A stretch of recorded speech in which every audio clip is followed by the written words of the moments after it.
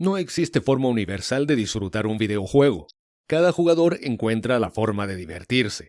Yo me divierto muchísimo encontrando bugs, agujeros en el guión, errores de continuidad, incoherencias, en fin. Después de pasar tantas horas investigando Devil May Cry 1, estos divertidos detalles aparecieron, pero no solo eso. También me encontré con algo muy turbio que ocasionó que ya no pueda mirar a Hideki Kamiya con buenos ojos. Pero bueno, sin más preámbulos, procedamos. En primer lugar, no te preocupes, estoy totalmente consciente de que te debo media espada del anterior video, y Frog siempre paga sus deudas.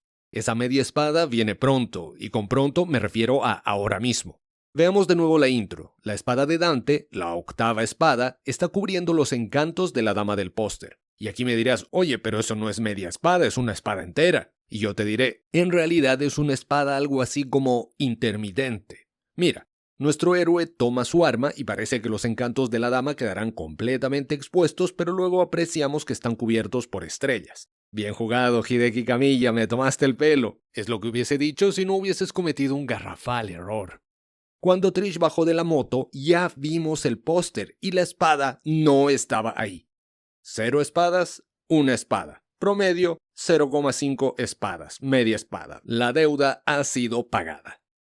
¿Y adivina qué? La espada no es el único ítem intermitente. Sin embargo, vayamos en orden. Empecemos por las intros de texto. La versión video nos dice que Sparda peleó solo. La versión manual nos dice que lideró un grupo, lo cual nos lleva a otro detalle interesante. A pesar de haber sido desarrollado en Japón, el juego solo salió a la venta con el audio en inglés. Kamiya quiso que fuera así porque Dante no es un héroe japonés, sino estadounidense. Entonces queda averiguar lo que dice el texto en japonés. En la traducción al inglés y al español, acorde tanto a Google Translate como a DeepL, nos encontramos con la misma idea. Un demonio sintió el llamado de la justicia y se enfrentó a las fuerzas de la oscuridad. Muy bien, ahora entendemos lo que dice el texto, sin embargo, el misterio no ha sido resuelto. Queda claro que Sparda fue quien sintió el llamado de la justicia, pero eso no basta para concluir que peleó solo. Aquellos que lo siguieron, en caso de existir, no necesariamente tendrían que sentir el llamado de la justicia, bastaba con que un caudillo los inspirara para seguirlo en su cruzada y luchar junto a él. Por otro lado, decir que Sparda se enfrentó a las fuerzas de la oscuridad no implica exclusivamente que lo hiciera sin ayuda de otros. Por tanto, tomando en cuenta tan solo la info que Devil May Cry 1 tiene para ofrecer, no podemos concluir si Sparda peleó solo o si lideró un grupo. Sin embargo, esto tiene un lado positivo. Podemos elegir con qué versión quedarnos. En lo personal, prefiero ver a Sparda como un líder más que como a un héroe solitario. ¿Qué opinas tú? ¿Qué versión prefieres? ¿Sparda líder o Sparda solitario? Házmelo saber en la caja de comentarios. En la primera anticucheada, Dante dice, "There's demonic blood in me". There's demonic blood in me. Hay sangre demoníaca en mí. Todo bien, salvo por el subtítulo, que dice, "There's a demonic blood in me". Hay una sangre demoníaca en mí. Esa A está de más. Y para terminar con los asuntos de traducción, aunque no se trata del juego per se, mira la barbaridad que me encontré en la página de Alastor de la wiki en español de Devil May Cry. Dante encuentra a Alastor incrustado en el cofre de una escultura de mujer agonizante, y le habla a Dante de su intención de esclavizarlo. Vuela por el aire y lo atraviesa por el cofre. ¿Cuál es el problema? La palabra en inglés, tanto para pecho como para cofre, es chest. En fin, continuemos. Te dije anteriormente que la espada 7.5 no era lo único intermitente de la introducción, pues resulta que los lentes de Trish también son intermitentes. Pero para anotarlo necesitamos ralentizar el tiempo o, en su defecto, que te muestre esta escena frame por frame. Concéntrate en los lentes. ¿Ahora los ves? Ahora no los ves. Ahora los ves de nuevo. Lentes intermitentes o intermilentes. Concentrémonos un momento en Trish. Secuencia 1. Dante es empalado por las estacas rojas de Mundus. Secuencia 2. Trish empuja a Dante para salvarlo. Secuencia 3. ¿Dónde quedaron las estacas? ¿Los empujones de Trish anulan los poderes de Mundus? En todo caso, ¿cómo se liberó Trish? Por otra parte, si el rayo que Mundus tiró iba a matar a Dante, ¿cómo pudo sobrevivir Trish? ¿Fue realmente obra de las lágrimas de Dante? Pero bueno, todo lo anterior, aunque sospechoso, palidece ante lo siguiente. Como bien sabemos, Dante dejó de regalo el medallón de su madre y la espada de su padre al cadáver de Trish. Una situación sin sentido alguno, que de paso empeora, porque cuando Trish reaparece vemos que dejó atrás los regalos. Y ok, digamos que tiene el medallón guardado por ahí. No le veo muchos bolsillos a su atuendo, pero la anatomía humana, en especial la femenina, ofrece opciones algo carcelarias para transportar objetos. Pero Sparda, no hay forma de que la tenga oculta por ahí. La espada la dejó botada, lo cual es extraño porque en la última escena vemos que Trish tiene espada de nuevo, lo cual entra en conflicto con el hecho de que Dante tiene la Force Edge, tal como si Sparda hubiese vuelto a su forma no definitiva. Podríamos pensar que es Alastor, pero no, Alastor tiene estas alitas vampirescas, mientras que la Force Edge muestra esta forma curva. Y entendamos por supuesto que la Force Edge y Sparda son la misma espada. Ya que estamos fuera de Devil Never Cry, salta la pregunta, ¿por qué el letrero de Devil May Cry tenía la figura de Trish antes de que Trish apareciera? Y en todo caso, ¿dónde están las pistolas de Trish? Las tiene en la intro, las tiene en el letrero, pero en el juego nunca toca una pistola. Y todavía quedan muchas preguntas que probablemente nunca sean respondidas. ¿Cómo llegaron Dante y Trish a la isla? ¿Avión? ¿Barco? ¿Quién conducía? ¿Cómo justificó Trish saber exactamente dónde estaba la isla? ¿Cómo justificó saber del pasado de Dante y su intención de venganza? Nunca lo sabremos. Por otra parte, justamente antes de llegar a la isla, Trish comenta que Mundus revivió hace 20 años. Poco antes había dicho que también hace 20 años murieron la mamá y el hermano de Dante. En primer lugar, ¿dónde estaba Sparda? En segundo lugar, como te comenté en el anterior video, acorde al script original de este juego, Dante tiene 23 años. Entonces, si Mundus mató a Eva hace 20, Dante quedó huérfano a los 3 años. ¿Quién se hizo cargo de él? ¿O a esa edad un híbrido ya es autosuficiente? Por otra parte, a los 3 años el cerebro recién alcanza el nivel de desarrollo mínimo como para poder almacenar recuerdos a largo plazo. Por tanto, si Dante recuerda a su madre es probablemente gracias a la foto que tiene, y eso de que recuerda que su madre siempre le hablaba de su padre resulta poco creíble. Salvo, por supuesto, que la condición de híbrido humano-demonio juegue algún papel en el desarrollo cerebral de un niño. Pero eso nos lleva a uno de los más grandes problemas conceptuales que Devil May Cry 1 tiene: la inexistente definición del concepto de demonio o de la línea que separa a los demonios de los humanos. Veámoslo así. Sparda era un demonio, Eva era una humana, especies distintas, compatibles pero distintas. Sparda le transfirió 30 o más petabytes de información genética a Eva, y debido a ello tuvieron 2 hijos híbridos, no completamente humanos, no completamente demonios, sino híbridos. Por otro lado, Mundus, un demonio, creó a Trish. ¿Hay humanos en la ecuación? No, entonces Trish no es híbrida, es 100% demonio. Trish tira rayos y tiene superfuerza. ¿Los humanos tiran rayos y tienen superfuerza? No. Entonces, ¿por qué Trish tira rayos y tiene superfuerza? Porque no es humana, es demonio. Entonces, ¿por qué se ve como humana? Porque Mundus la creó así para explotar una debilidad de Dante. Una brillante estrategia, me permito añadir. Pero volvamos a Dante. Él se puede convertir en demonio con el Devil Trigger. Lo pueden electrocutar y empalar múltiples veces sin provocarle daño mortal. Puede estar una cantidad indeterminada de tiempo bajo el agua y puede detener motos en el aire con solo apuntarles. ¿Se deberá esto a que es hijo de Eva? No, todo ese poder lo heredó de Papito Sparda. Los humanos no podemos hacer todas esas cosas. Entonces, con lo que llevamos podemos sacar una conclusión. Si en Devil May Cry 1 un personaje tiene superpoderes es porque es demonio o tiene cierto porcentaje de demonio, pero humano no es. Entonces el hecho de que Trish llore no la hace humana, la hace un demonio que llora, nada más. Dante malinterpretó conceptos y por tanto el cambio de nombre del negocio es una total incoherencia. Los demonios sí lloran. Trish lloró y de humana no tiene más que la apariencia, no hay nada humano en su genética. Incluso al traicionar a Dante, Trish se refiere a él como humano, aunque técnicamente no es humano, pero bueno, asumiremos que quiso decir híbrido y más importante, que ella no se considera humana. Poco después, cuando corre hacia Dante después de haber sido salvada por él, Dante dice: "No te acerques más, demonio", lo cual es correcto, porque ella es un demonio.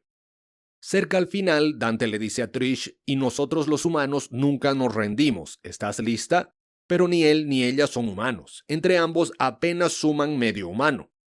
Poco antes de esta escena, justo antes de que Trish llegara, cuando todo parecía perdido para Dante, Mundus le dijo: «Tus poderes son débiles, humano».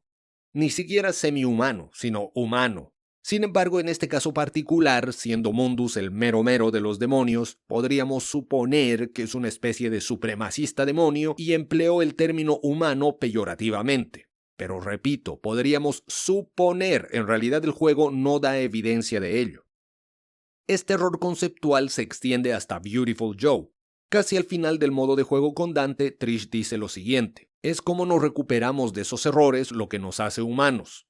Algo totalmente falso, porque en esa escena solo hay un humano, y ni siquiera es Dante, es Captain Blue. Lo peor es que la misma Trish, al inicio del juego, al ver que Dante no cedía ante sus insinuaciones, le preguntó: «¿Seguro que solo estás interesado en chicas humanas, Dante?», dando a entender que ella reconocía su naturaleza no humana. Entonces nos vemos frente a un fabuloso desarrollo de personaje. Empieza siendo demonio, la raptan, la rescatan y listo, se vuelve humana. El poder del guión. En fin, como se aprecia, es abundante la evidencia de que Camilla no definió los conceptos de demonio e híbrido, ni estableció los límites de las habilidades de estos. Sin embargo, este craso error conceptual palidece ante el otro que tengo para comentar. Un error que hace que el juego adquiera tonos... Me abstendré del adjetivo para que lo decidas tú. Mundus creó a Trish a imagen y semejanza de Eva. El parecido es físico, el carácter no tiene nada que ver. Salvo que Eva electrocutara y empalara a sus hijos de pequeños, no hay nada que gatille los recuerdos, si es que hubieran, de Dante.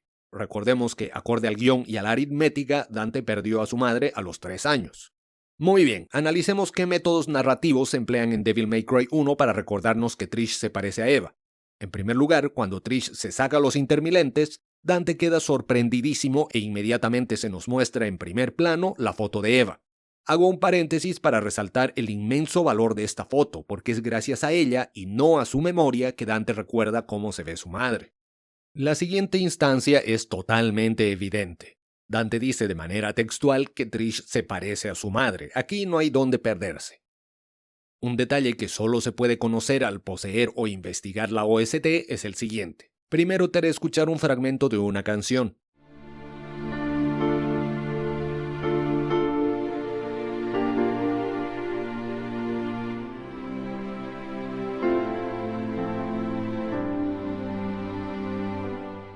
Y ahora te haré escuchar un fragmento de otra canción.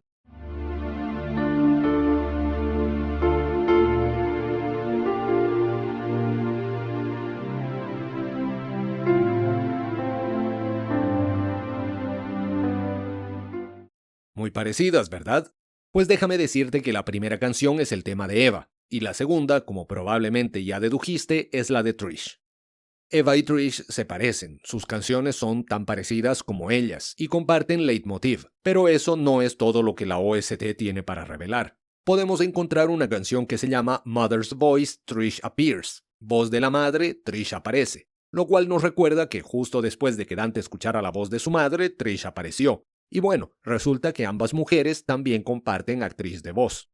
Con toda esta información, podemos concluir con total seguridad que Trish y Eva se ven y escuchan muy parecidas, por no decir iguales. Entonces, cada vez que Dante ve o escucha a Trish, es como si estuviese viendo o escuchando a su madre. Lo cual ya es un poco complicado, porque yo creo que ningún hombre quiere ver a un clon de su madre en este sugerente atuendo. Por tanto, si surgieran connotaciones románticas y o sexuales, estaríamos hablando de incesto. La pregunta es, ¿realmente hay algo en el juego que nos pueda hacer pensar en ese tabú? Veamos. Como mencioné en el segundo video, Dante, hijo de Esparda, hace referencia al autor y protagonista de la Divina Comedia, Dante Alighieri. Como también mencioné en aquel video, Trish hace referencia a Beatriz Portinari, el gran amor de Dante Alighieri, quien quedó perdidamente enamorado desde la primera vez que la vio cuando ella tenía 8 años. Pero no te preocupes, en aquel entonces él tenía 9, así que no estamos hablando de ese tipo de turbiedades. La edad a la que ocurrió ese enamoramiento podría conducirnos a la deducción de que se trataba de una cuestión meramente inocente e infantil. Sin embargo, aquella fascinación se mantuvo a lo largo de los años. Beatriz fue la fuente de inspiración de Dante, fue su musa. Lo curioso es que nunca llegaron a ser pareja, es más, ambos siguieron con sus vidas y se casaron con otras personas. Pero aún así, Dante siguió escribiendo inspirado en Beatriz y sufrió terriblemente cuando supo de su muerte cuando ella tenía tan solo 24 años. En conclusión, Dante Alighieri estaba enamorado hasta las patas de Beatriz y sufrió terriblemente con su muerte. Y como ya vimos, Dante, hijo de Esparda, sufrió terriblemente con la no muerte de Trish, hasta se le quebró la voz mientras decía que se quedó con ganas de enterrarle la luz bien profundo. Ok, tú que eres una persona de lo más inteligente y por eso ves mis videos, me dirás, oye, pero todo esto no significa que Dante le quiera dar átomos a Trish. Tal vez solo le pusieron Trish porque era la única mujer que aparece activamente en el juego y por ende es la única que podía referenciar a Beatriz. Mira que Virgil en la Divina Comedia es muy diferente al Virgil del juego. Y yo te diré, ¡Dimurto! Ese es el tipo de razonamiento crítico que necesitamos. Te has ganado no 1 ni 2, sino 3 puntos de experiencia. También te diré que alguna vez le preguntaron a Camilla por Twitter si él había planeado que Trish fuera el interés romántico de Dante en Devil May Cry 1, a lo que él respondió que ella era más que eso. Una muy interesante declaración. Lo único que puedo decir al respecto es... Revisemos la evidencia. Primero volveré a Beautiful Joe, recordando que no es parte del universo de Devil May Cry, pero sí es obra de Camilla. Por tanto, la información que podemos obtener de sus juegos es complementaria y nos sirve para el análisis, para entender la visión del autor. Beautiful Joe 1 empieza con Joe y Sylvia, su novia, en una película. Él está muy concentrado en la función, mientras que ella quiere, en sus propias palabras, un poco de acción fuera de la pantalla. El juego es muy claro con ello, no hay dónde perderse. La versión con Dante y Trish es idéntica, salvo por el hecho de que, sin justificación alguna, él está semidesnudo. Claramente alguien estaba aprovechando o tenía la intención de aprovechar que la sala estaba vacía. Y aquí podríamos decir que Dante pone algo de resistencia, pero poco después entendemos que es tan solo porque quiere ver la película, no porque le desagrade la idea de darle átomos a Trish. Ahora vamos al capítulo en el que el héroe salva a la damisela en peligro. Como se puede apreciar, Dante se refiere a Trish como My Precious, expresión que podría ser interpretada de distintas formas. Por tanto, para mantener la neutralidad, le pregunté acerca del tema a mi querida amiga ChatGPT. El punto 1 me da la tranquilidad de que no estoy forzando la situación. Sigamos. Cuando Fire Leo, el boss del stage, es derrotado, dice algo muy interesante. ¡Qué increíble ira! ¿O fue quizá amor por una mujer? Luego viene la cuasi culminación del rescate, una escena con orientación no amistosa, sino romántica. Inmediatamente después, el malo malote se lleva de nuevo a Trish y hace una evidente referencia al cliché Hero always get the girl. El héroe siempre se queda con la chica, dando paso al último capítulo titulado Dante and Trish, capítulo que en la run original se llamaba Joe and Sylvia, personaje principal y su novia. Pero ok, supongamos que la evidencia proveniente de Beautiful Joe no es concluyente porque es de otro juego, vino después y por tanto estoy rompiendo la abstracción. ¿Crees que eso era lo único que tengo para ofrecer? Solo un plebeyo haría una investigación tan superficial. Volvamos a la OST. Justo después del tema de Eva viene una canción llamada Final Penetration, penetración final. Y después de Mother's Voice, Trish Appears, vienen I'm coming, frase característicamente asociada a cuando una persona está a punto de llegar al orgasmo. Y hablando de orgasmos, Blue Orgasm, orgasmo azul. Dante and Trish, Seeds of Love. Dante y Trish, semillas de amor. Pillow Talk, término empleado para referirse a una conversación post-coito. Pillow Talk again, porque en la repetición está el gusto. Conclusión, Camilla miente. Si el objetivo de Camilla era plasmar una relación emocionalmente significativa que iba más allá de lo meramente romántico, las canciones no tendrían nombres que conducen a pensar en una relación sexoafectiva entre Trish y Dante. Y ojo que no hablamos de un problema de interpretación, ya que los títulos son de lo más explícitos. Y lo mismo podríamos decir de las situaciones y diálogos en Beautiful Joe. Mucho más probable resulta que, mucho tiempo después, ya existiendo 3 otros juegos, novelas y dramas CDs que enriquecieron y le dieron a la saga una consistencia que Camilla estaba lejos de darle, se diese cuenta de sus desaciertos como director y, movido por su ego, en vez de reconocerlos, quisiera disimularlos. La connotación incestuosa de Devil May Cry 1 permite pensar que Camilla se aferró errónea y demasiado textualmente al complejo de Edipo, parte de una teoría famosísima pero también muy criticada y no universalmente aceptada en la psicología contemporánea. Si bien algunos psicólogos creen que la imagen de los padres puede influir en las preferencias de pareja de algunas personas, existen muchos otros factores influyentes, como ser las experiencias de la infancia, las relaciones parentales y las expectativas culturales. Al final de cuentas, queda claro que Camilla puede ser un genio en términos de gameplay, pero en términos de historia y narrativa es muy malo. En el anterior video te dije que, extrañamente, en el escritorio hay pizza servida en 2 platos. Extraño porque Dante está solo, por lo menos físicamente. Te preguntarás por qué dije físicamente, ¿es que acaso hay un fantasma por ahí? Bueno, pues no exactamente, tenemos que verlo de una forma más simbólica y poética. Si te fijas, hay un elemento que resalta en el escritorio, un elemento que, como te dije antes, es importantísimo para Dante, la foto de su mamá. Lo cual me lleva a pensar, ¿qué tal si Dante, en el pesar que le ocasiona su orfandad, a manera de lidiar con su luto, ofrece, tal como en algunas culturas y tradiciones, comida a sus muertos? Más aún, ¿qué tal si Dante, para lidiar con su soledad y sus carencias, imagina que está cenando con su madre? Incluso podríamos pensar que estos dolores condujeron a las sesiones bebiendo que dejaron como evidencia las botellas vacías. Esto, sin duda, le daría un mayor nivel de profundidad a Dante al mostrarnos disimuladamente que detrás de su actitud bromista, confiada y alegre, se esconde una faceta que alberga dolores que el tiempo no ha logrado menguar. Sin embargo, esperar esto de la narrativa de Camilla es mucho pedir. Indiferente de aquello, todo lo anterior no es más que un invento mío. Para tener una imagen más clara de las particularidades de los personajes y los eventos de la saga, todavía hay muchos juegos por analizar, pero en fin, este video ya se ha alargado demasiado, así que me despido. Recuerda dar like, comentar, suscribirte, activar la campana y todas esas cosas. Hasta la próxima.